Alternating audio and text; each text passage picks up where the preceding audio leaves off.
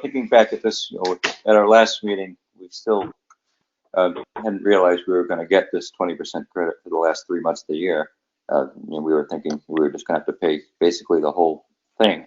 But now that we know that we're getting a 20% credit, I think it's only fair that even though it's not a huge amount of money that will be going back to the parents, I think we at least owe it to them, especially now when, who knows what, some people's financial situation will be come September. So that was my biggest, reason for requesting that we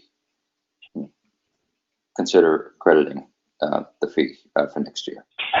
Well, what I want to address is the $200 clarification, but also I want to know the cause and effect that this is going to have an impact on the school district.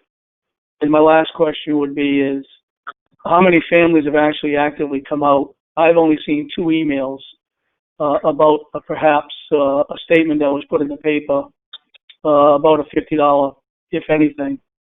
So I just want to get the general view from the school district of the department so that I can weigh my cause and effect on what the cause and effect this will have now and in the future.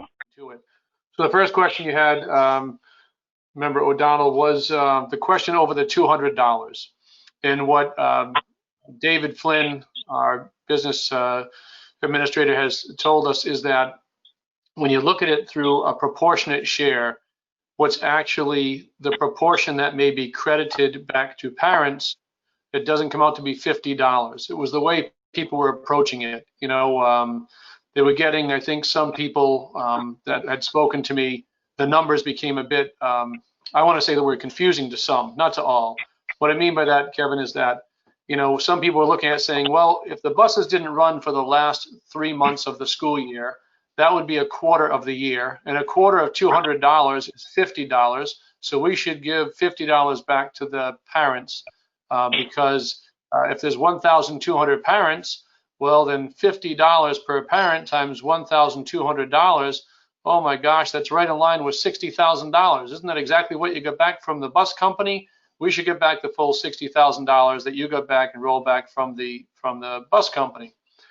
So what happens is, if we look at it from a credit standpoint, it's the proportionate share. What proportion of the actual transportation fee did we get back? And that would be the same, if anything, proportion we would give back onto the parents, which is a little over that $10 that I read to you before. Now, what is the impact on the school department? Well, the question is, well, why is this done? These are things that David could talk about a little more in depth.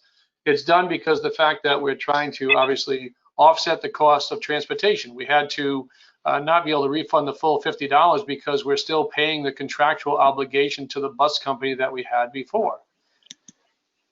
I make a motion to credit all families who paid a bus fee in the 2019-2020 school year, $10.64 per student passenger, with a maximum per family credit of $30.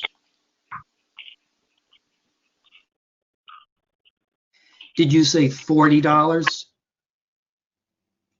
I said 30, $30. There's a motion on the floor. Is there a second? Hearing no further response, the motion does not have a second.